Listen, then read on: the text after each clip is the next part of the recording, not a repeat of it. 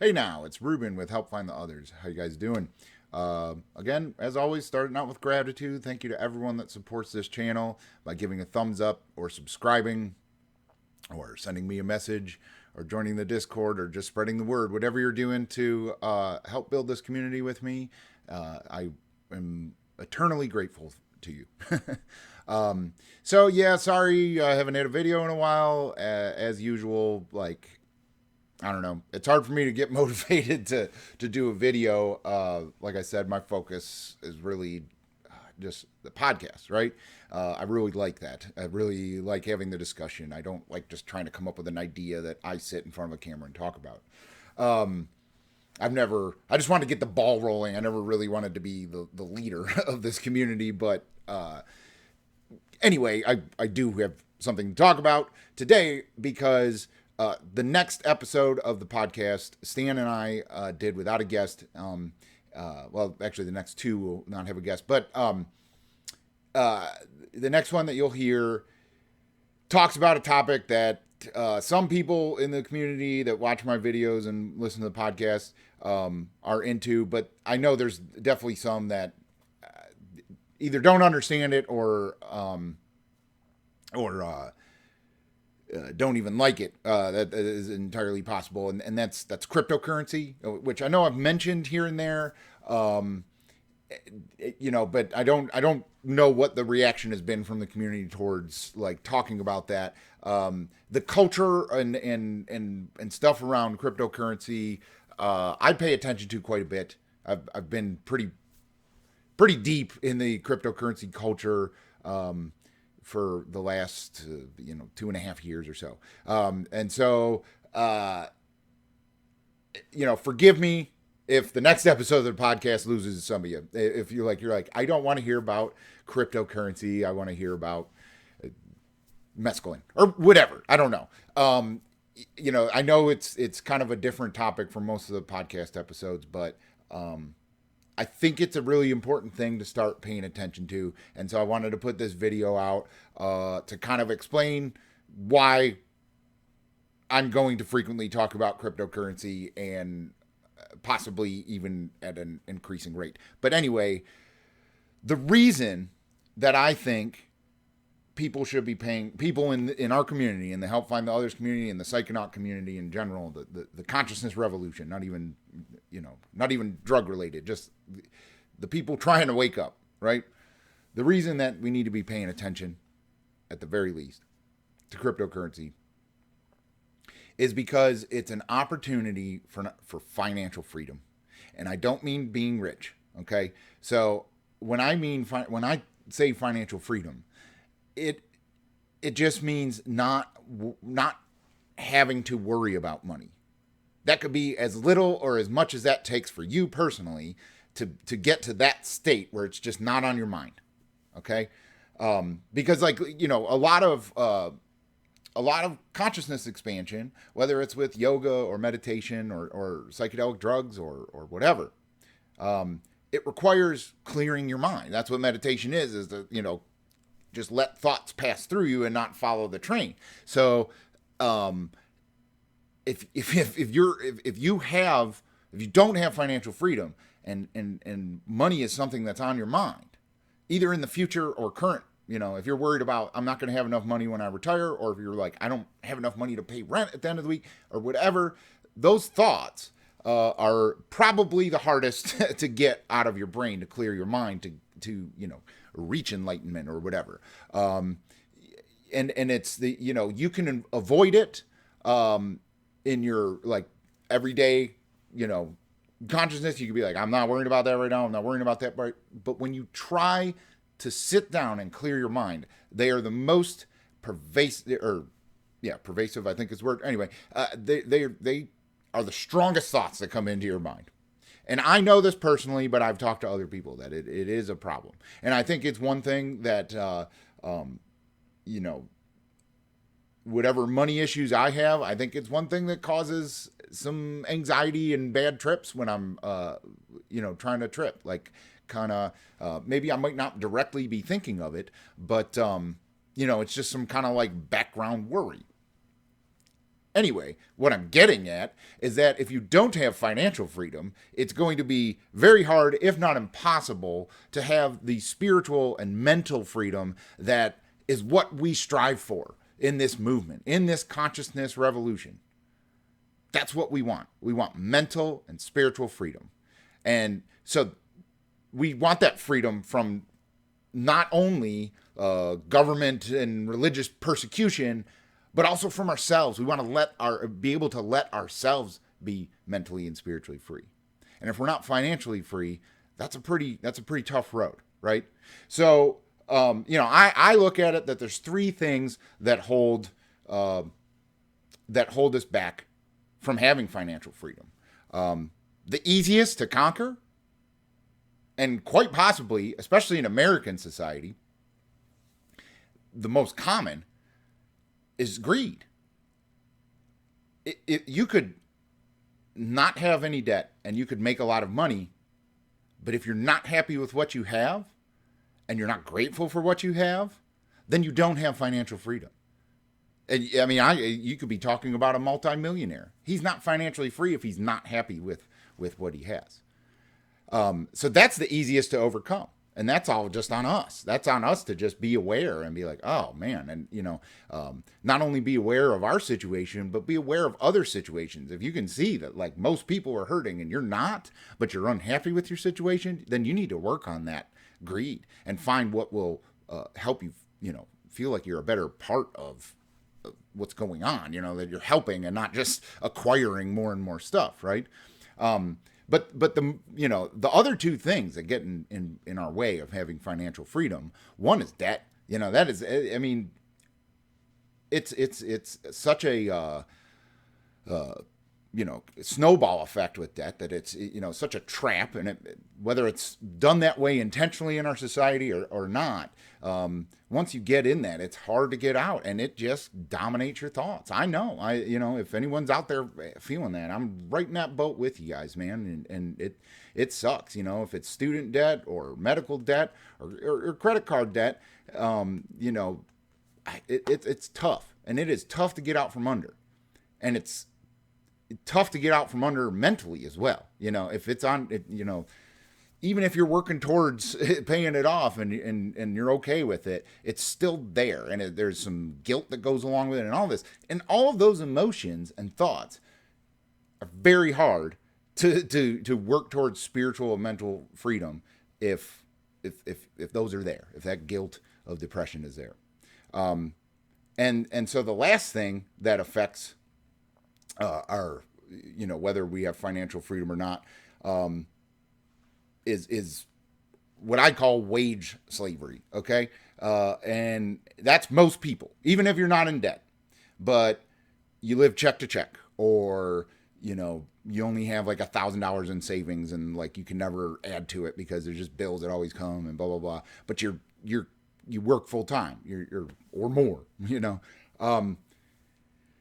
I call it wage slavery, not because you're not getting paid, but because most people have a job where they're just doing something for another company or whatever. You're just you're working towards making profit for somebody else. And you've entered this agreement with them where you sell 40 hours a week out of your life to them for a, agreed upon dollar amount that normally, while it may be good compared to other people, say you make $15 an hour, right? That's pretty good in most cities in this country. But take after you've worked here 40 hours, if they were like, hey, can you work one more hour? You would probably say no, unless they are going to pay you more money. So, which is called overtime, right? So what that is saying is that you don't value an hour out of your life as much as your job pays you. If you have a salary position where you make a lot of money and they're like, hey, we need you to work late tonight, but it's not an hourly job, you're not going to get overtime, then you probably value that time out of your life, or whatever, you value that job, what that job is paying you, at what your life is worth, and most people aren't in that situation. Most people are in a situation where you're going to get paid overtime to work more than your 40 hours a week, right? So that tells me that wages are just low across the board. And so most people are in what, can be called wage slavery. You are not getting compensated for your time, what you feel in your heart it's worth. And that's not financial freedom. That will weigh on your soul and your mind just as much. It's very hard to change that. It's easy to change our greed level. It's not easy to change our debt. It's easy to stay out of debt, maybe, if you're just conscious from an early age and you never kind of bring it up.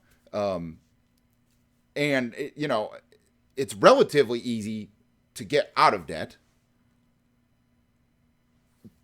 but you have to adjust, the rest of your lifestyle and your income and all these things.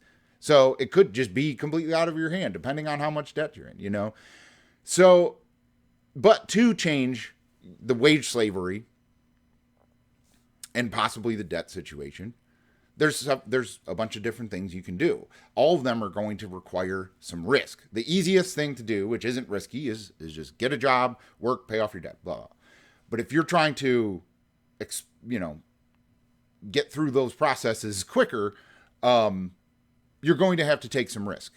And it could be super risky by playing the lotto every day, right? Buying a lotto ticket. That's a super risky. You're likely just going to lose whatever money you put into it. There is, super not risky, but offers some return of putting your money in the bank in a CD. If you get a chunk of money and you put it and you get some interest on it and, or whatever. And then there's a whole host of other things in the middle that, can be labeled under investing. One of them, which I say that's investing, but it's kind of not. You're investing in yourself, is if you decide to strike out on your own, quit your job, and start a company, start a service, or start becoming an independent contractor, something where you're not working for someone else. So that any time you spend working is an investment. You're investing those hours of your life into a business for yourself and freedom that will eventually grow, right? So you're investing. This could be really risky, but it's also the outcome probably totally relies on you. As long as you have a good idea of what you want to do to start your own business, if you work hard enough, you will probably make it work. You adapt, and if you have a food truck, and you got to find the right location and the right time, and the food has to be good and stuff like that. But that all relies on you making it work. So while it's risky, it's not that risky because it just you have to have it in you to make that work. You have to be like, I'm going to be an entrepreneur and make it work. I thought that I was going to do that when I quit my job, and I haven't been able to yet. The most kind of entrepreneurial venture I've done is this YouTube channel, and it doesn't make any money. So, but I've realized from it that it's like, I'm going to get back from people what I put in. And if I don't make a video for a while, I don't do a podcast for a while, all of the energy coming back to me is going to be low. And that is probably, one lesson I've learned out of not having a job for almost 2 years now, is that you're going to get out of any venture you put yourself into. You're going to get out of it what you put into it. But starting your own business to change your financial freedom situation is an investment, and it's an investment in yourself. There's stocks and stuff like that, right?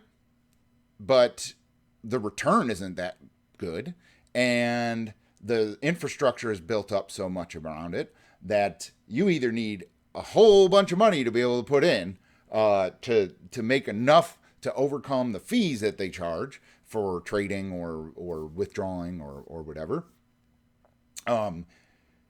You're going to have a whole bunch in to get a percentage back that's big enough to make a difference. And you're probably going to have to sit on them for 30, 40 years to make any sort of life-changing income from investing in stocks. Okay. So that's what leads me to talk about cryptocurrency. Now, cryptocurrency has a lot of people that, you either don't know about it, you know about it but think it's kind of bullshit, or you're invested in it. That seems to be like the three people out there when it comes to cryptocurrency. And the people that know about it but think it's bullshit, they equate it to other hype, investment cases in history. And they point to tulips, which I haven't looked too much into it, but it's apparently in Holland. They had these huge tulip farms that were making lots of money because everyone wanted tulips. And people started like kind of selling, tulip futures and all this stuff. I don't really know the story, but it was a tulip bubble in the 1700s or something. Again, I don't really know the story. The most modern one that people use is the Beanie Baby boom in like the 90s or late 80s, whenever it was. To where, there were Beanie Babies going on eBay for hundreds of thousands of dollars. There were people that were Beanie Baby millionaires on paper. And then something happened and no one wanted to buy Beanie Babies ever again, and it crashed. And so I've seen comments when people were talking about crypto, there, where someone's trolling and they're like, so how many Beanie Babies is a Bitcoin worth now? And that's a funny joke. I get it. But I really want to use my soapbox that I have here on this little channel to just really drive home the message that cryptocurrency is not a fucking Beanie Baby. It's a real thing that if you research and pay attention to, it has the same potential that investing in the stock market will have, except you don't need as much to start, and you will see the same return in 5 times the speed. Unfortunately, in 2017, at the end of 2017, when most people that heard about it started hearing about it, it was in this super hype, over-speculated bubble that was probably manufactured and manipulated by the people that can do that in markets. But it's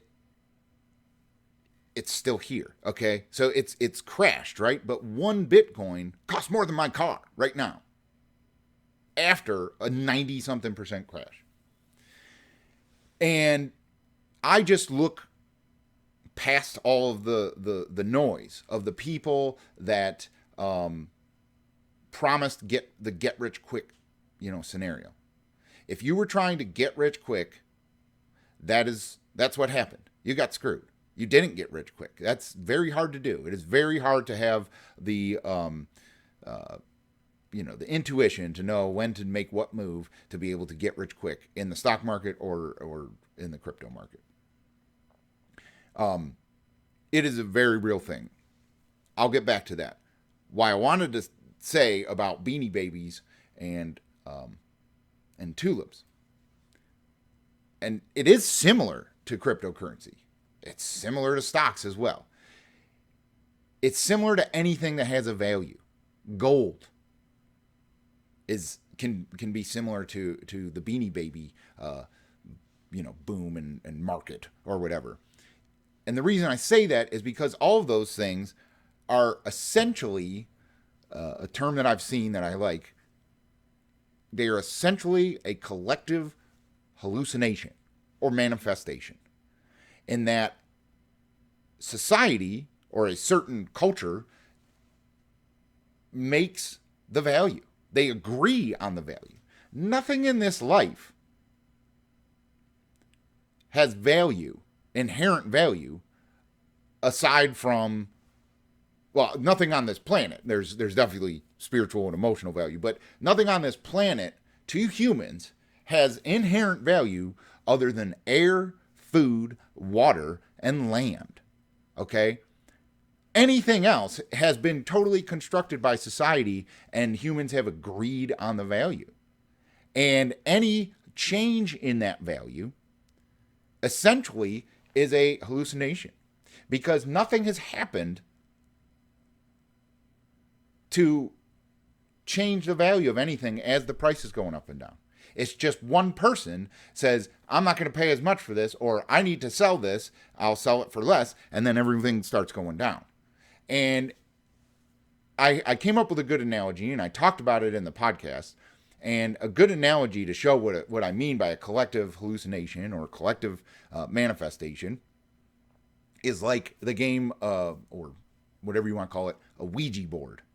Okay, so if people don't know, that's the thing. It's a board that has the letters on it, and it's got this little thing that, like, everyone like puts their hand on it. It's got a little window in it, and it stops over letters, and you're supposed to be talking to spirits, and they talk back using everyone's hands to spell stuff out. I don't personally believe that is, that some mass-produced board game from Milton Bradley is a way to, a portal to the other dimension to talk to the spirit realm. I don't believe that. Some people do. Some people, say that like it originally was a real thing, but if you get the board game one, it's not, or whatever. I don't know. Still, the point is, if you've ever played it, it does have this like, are you pushing it? Who's pushing it? Where somebody is, but it'll go around, and then it'll start spelling out kind of like a standard name. Like you usually ask like, what's your name? And as soon as it's like, the first two letters, like everyone is kind of expecting where it's going to go, and they push it towards those letters. And then like something will come up and it'll say Jim, and someone will say, oh, that's my grandpa Jim. He just died last year. And then everything starts going towards that story, right? And so whoever has the most compelling story about the spirit that everyone's trying to talk to ends up, it just gets pushed there. Whether it's one person doing the pushing or not, it becomes this collective manifestation. And so you're talking to a spirit, but you're not. You're talking to everyone. So, it's something like that. So anyway, and that's just coming from the perspective that I don't think you're actually talking to a ghost with a Ouija board. I'm just talking about like the kind of the like psychic mind meld that goes on with everyone is a very real thing. And if you expand that out to millions of people across the globe, that's how markets are. That's how the gold market is. That's how the stock market is. That's exactly how the crypto market is. As there's price movements, everyone thinks, there starts all these conspiracies coming out and all this stuff. And all it takes is one person making a nudge, and it's a chain reaction that changes the price up or down. And that's what happened in 2017. And you had all these young, first-time investors coming in that just, didn't know what to do. And like, it's called FOMO, or fear of missing out. Everyone was just buy. And it shot up like a rocket. And it came down pretty damn hard. But it is not going anywhere, because that's the compelling story right now. The compelling story is like, look at all these young kids thought they were going to be rich and have Lambos, and now they don't, and now they just got to go back to work like the rest of us, and blah, blah, blah. That's the compelling story. And so that's kind of where the market's going. Or for people that are still in the market, the compelling story is it's going lower. We're going to get this shit cheap. But that's the compelling story right now to keep it down. There's also people that are like, I'm ready for it to go up. So like, if once the compelling story changes with cryptocurrency, it's going to go the other way. But even if it doesn't ever get to where it was, because we could have completely over speculated it, it is not going anywhere. And that's why I really want to, like I said, drive home the fact that like you need to be paying attention to this. If you look at the institutions that are setting up, uh, you know, custody, like where they hold Bitcoin for, like you can add cryptocurrency to your investment portfolio that you already have with Fidelity or Goldman Sachs or all these groups. They wouldn't be adding that to, they never did that for Beanie Babies, right? They never did that for tulips. This is an actual, it's going to become an actual asset class / currency that they don't really know how to deal with. There's definitely people in the cryptocurrency world that think like the whole financial market is going to crash, and then cryptocurrency is the replacement for it, and that the dollar will go away, blah blah blah. I don't think that's true. I think that is believing too far on the other side. I may be wrong, but whatever. So you have there's two ends of the spectrum of like, it's Beanie Babies, it's going away, and then people are like, this is going to change the world. And I think the truth is going to lie somewhere in the middle. So if you look between the lines and see what's getting built with this, it is not going away. And right now we have an opportunity to become involved in the cryptocurrency market and hold your own coins and be able to be your own bank and to be your own stockbroker, and not have to pay these ridiculous fees and stuff like that.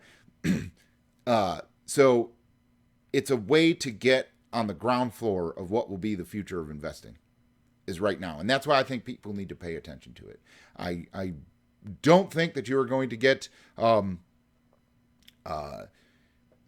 rich overnight, and you may never be rich at all. But I think you can educate yourself, and do enough research and see an opportunity to help with your financial freedom, working towards that, to have your money make money for you. And if it's not enough to quit your job, well, at least it's helping you feel better about selling yourself short with the time that you sell to your job. And now this is not financial advice whatsoever. None of this was. I should have said that at the start. I'm just trying to get you to pay attention and to stop following, the mainstream media, like kind of view of it is wants to pick on everyone for the bubble popping. But I'm trying to get people to look behind that and see what's actually getting built and the news stories coming out. But also, cryptocurrency can help a debt situation, and it just depends on how risky you want to be. Obviously, if you want to be real risky and make money real quick, there are ways to do that with trading and stuff like that. So you can do research and find out how to do that. And, that can also just be a weekly, monthly income as well, with, trading stuff back and forth. I'm not good with that, to be a day trader and stuff like that. I do a little bit here and there, but to really make an income from it, you can find out how to do that. People do it. It's super risky. But you could make a lot of money and pay off your debt. What cryptocurrency also offers, however, and we will see how this changes as the government catches up and puts regulations on it, but it offers a new path. If you've already messed up your credit score and you owe, a bunch of unsecured debt that they can't, really do anything about other than take away your credit score, cryptocurrency does represent, and the culture around it and everything, a new economy that you can just kind of bypass, the economy that's left you behind. I know several people that I've talked to that's kind of what they did, like they went through bankruptcy so that, creditors couldn't come after their house and their possessions and stuff like that. And they just live off of cryptocurrency now. And you can do that, again, it takes research, it takes balls. And that's financial freedom. There's this guy, I can't think of his name, but, just Google the man who sold everything to bet on Bitcoin or something like that. And it's this guy that just like his family just gave everything up to live van life and sold everything for Bitcoin and live off that and travel around and homeschool and all this stuff. And so there's people that are doing that. And, that takes a lot more balls than I got. I definitely couldn't do that. I wish I could, but I mean, if you did that, that's the ultimate spiritual and mental freedom. Is if you're making it work, at least, I can't imagine how free you would feel if you just broke free of the system like that. But that could be with the stagnant wages and rising debt worldwide. That could be where cryptocurrency is going.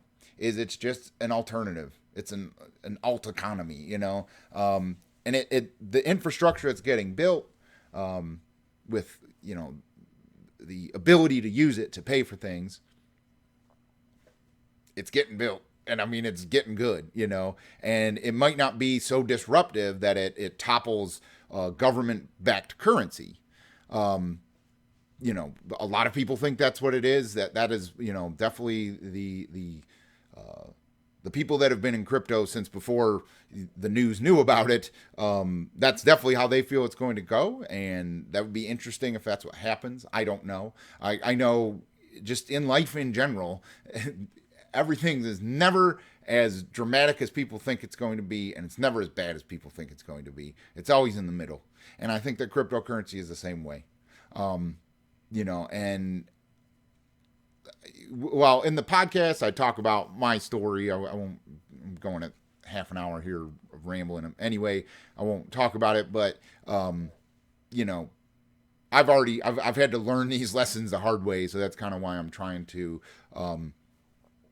get this out. I know a lot of people that listen to the podcast and watch the videos are younger than I am. And while I don't have regrets about my financial situation,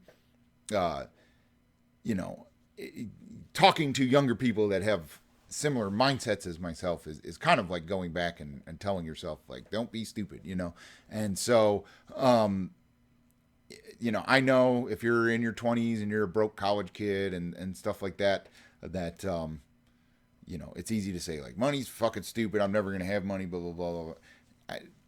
Please look at cryptocurrency and see if you can benefit from it. Because I really think it's a pretty rare opportunity for everyone, that's alive right now to take part in something that is obviously going to be part of, the financial future of the globe. And it's in our hands, yes, there's, evil, rich, greedy people involved in it for sure. But the fact that you can have something that is a store of value and keep it yourself and don't have to pay any fees to anyone to have it or to get it, to use it. It's pretty amazing.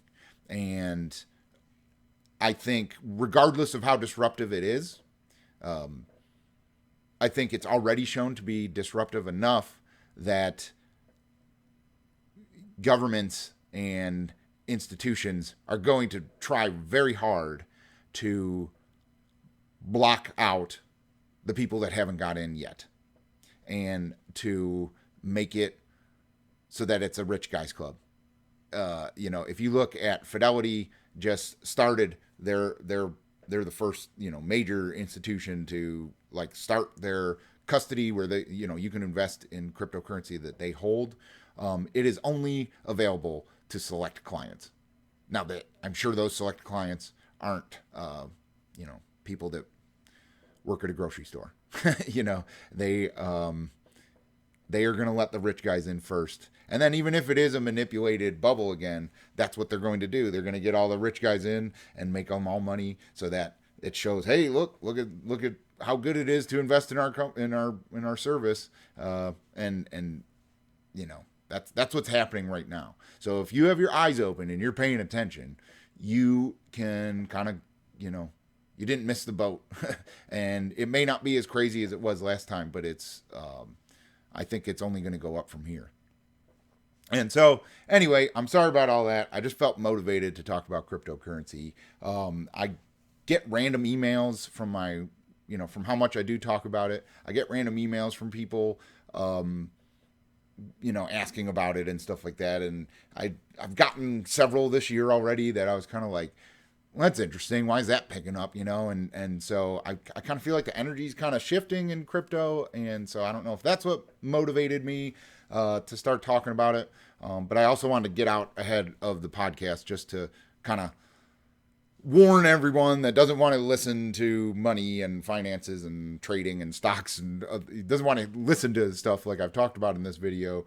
I just wanted to put this out as a warning to, you might not like the next podcast episode, I guess. But I hope you give it a try. I hope you enjoyed this video. If anyone watched this video that has not seen this channel before and you came just because of the cryptocurrency title, please check out the rest of my videos. I hope to make a few new friends from this, maybe. So, and also putting this out there, like I said, the podcast that I'm talking about was just Stan and I.